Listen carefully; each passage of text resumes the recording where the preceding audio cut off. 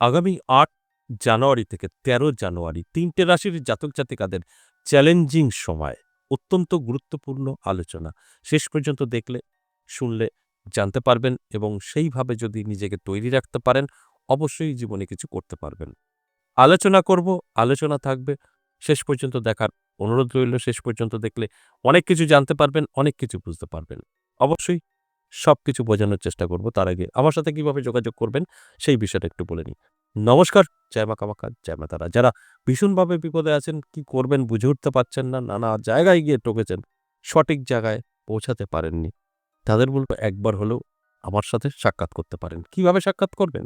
দেখুন, এই স্ক্রিনে দেওয়া একটি নাম্বার আছে 62 দিয়ে। এই নাম্বারটা কলিং নাম্বার। আপনি সেভ করে নিন। কল করে বিস্তারিত জেনে নিতে পারবেন। আপনাকে সবসময় কলটা করলেই রিসিভ করবে এবং বোঝানোর চেষ্টা করবে। কিন্তু এই কলিং নাম্বারে কল করে আপনার ব্যক্তিগত কোনো প্রশ্ন করবেন না, উনারা দিতে পারবে না। এদের কাজ হচ্ছে জাস্ট আপনার সাথে আমার কানেক্ট করে দেওয়া। কিভাবে আসবেন, কোথায় আসবেন, চেম্বার কখন থেকে, বাস এগুলোই। রাস্তায় এসে বুঝতে পারছেন না, আপনাকে সম্পূর্ণ ফোনের মাধ্যমে গাইড করে নেবে।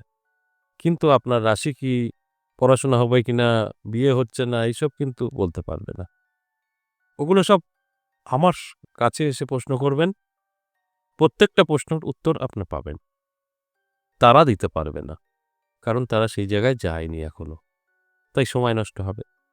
আপনারা কি করবেন, যদি প্রয়োজন থাকে এই কলিং নাম্বারে কল করে সব জেনে নিতে পারেন। কিভাবে আসবেন, কোথায় চেম্বার, তাও আমি বলে দিই। আমাকে পাবেন সপ্তাহে ৩ দিন আমার নিজের মন্দির ১০ মহাবিদ্যা কালীবাড়িতে। সোমবার, মঙ্গলবার, বুধবার। আর পাবেন তারাপীঠ, ইংরাজি মাসের শুরু শেষ। আমি এই জানুয়ারি মাসে থাকছি ২৪ তারিখে তারাপীঠ।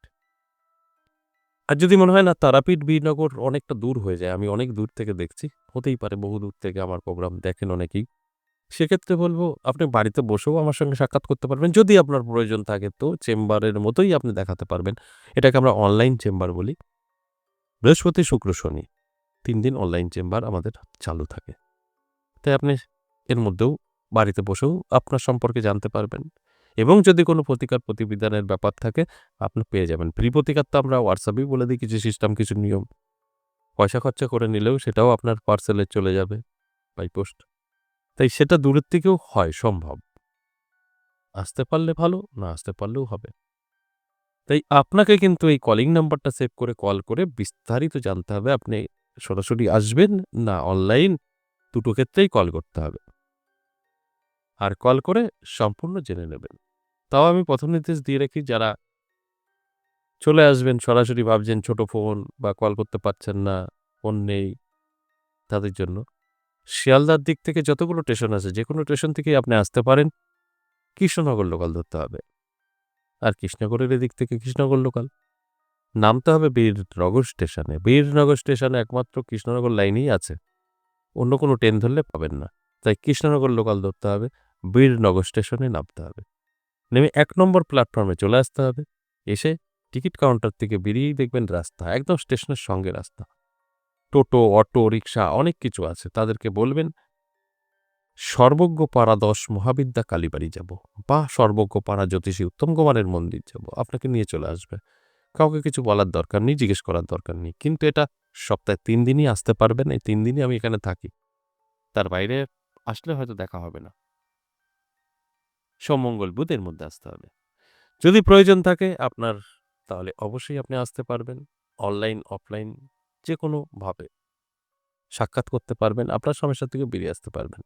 এবার আসুন আজকের যে আলোচনা, চ্যালেঞ্জিং সময়, যে ৩ টে রাশিকে নিয়ে বলব, ভীষণ চ্যালেঞ্জিং সময়। কারণ এই টাইমে অনেক রকম সমস্যা আপনার জীবনে আসবে। এই সমস্যাটাকে যদি আপনি আটকাতে পারেন, জীবনে প্রতিষ্ঠিত হতে পারবেন। দেখবেন সবকিছু কষ্টের পরেই সুখ আসে। সমস্ত কিছু আপনার উপর থেকে যাবে। যদি কন্ট্রোল করতে পারেন, আপনি সর্বসেরা হবেন। চ্যালেঞ্জিং সময় যে কারণে বলা। যে ৩ টে রাশিকে নিয়ে আমি এখন আলোচনা করব বা বোঝানোর চেষ্টা করব, সেই ৩ রাশির জাতক জাতিকাদের কাছে একটা কথাই বলব। আপনি এই আলোচনা থেকে যদি নিজে তৈরি হতে পারেন, আপনি কিন্তু জীবনে অনেক কিছু করতে পারবেন। কারণ যেখানে ভালো সেখানে খারাপ, যেখানে খারাপ সেখানে ভালো, দুটোই কিন্তু আমরা পেয়ে থাকি। আর যখনই আপনি খারাপ এবং ভালো উভয়টাই থাকবে, সেই জায়গায় কিন্তু আপনার দুটোই ভোগ করতে হবে। তাই আপনার কিন্তু এই সময়টা এই ৮ থেকে ১৩ অত্যন্ত গুরুত্বপূর্ণ। এই সময়টা আপনার রাহু, শনি, মঙ্গল এরা কিন্তু সবসময় পিছনে ফেলার চেষ্টা করবে। সেখানে আপনি যদি কন্ট্রোল থাকতে পারেন, ১৩ তারিখের পর থেকে আপনি কিন্তু অনেক কিছু করতে পারবেন। আর এই ১৩ তারিখের মধ্যে যদি আপনি নিজেকে একটু কন্ট্রোল রাখতে পারেন, তাহলে কিন্তু আপনি অবশ্যই এই ২০২৬ সালের সর্বশ্রেষ্ঠ ব্যক্তিত্ব লাভ করতে পারবেন। চ্যালেঞ্জ কেন বলছি? আপনার কাছে চ্যালেঞ্জ এটা। আপনি এই ভোগ করবেন নেগেটিভিটি না নিজেকে তৈরি করবেন। নিজেকে তৈরিও করতে পারবেন, আবার এই সমস্যাগুলো আপনার জীবনে আসবে সেটা ভোগ করতেও পারবেন। এটা সম্পূর্ণ বেছে নেওয়ার দায়িত্ব আপনার। আমি জাস্ট আপনাদেরকে বোঝানোর চেষ্টা করছি যে আপনার জন্য চ্যালেঞ্জিং সময় ৮ তারিখ, ৯ তারিখ, ১০ তারিখ, ১১ তারিখ, ১২ তারিখ, ১৩ তারিখ। এই সময়টা আপনি সজাগ থাকুন। দেখবেন অনেক কিছুই আপনার জীবনে আসবে। বড় ঝড়, ভালো কিছু, সেটাকে কন্ট্রোল করুন, ব্যালেন্স করুন। তবেই কিন্তু আপনি যথেষ্ট ভালো থাকবেন। এবার এই আলোচনা না জানলে, না শুনলে আপনার তো তৈরি থাকবেন না, সেখানে আপনার ক্ষতি হবে। আর এগুলো জানা শোনার পর নিজেকে তৈরি করতে পারবেন, আপনার ভালো হবে। এটাই। তাহলে আসুন কোন সেই ৩ টে রাশি, যে ৩ টে রাশিকে নিয়ে এতক্ষণ আলোচনা? ১ম রাশি সিংহ রাশি। সিংহ রাশি অবশ্যই একটা চ্যালেঞ্জিং সময়।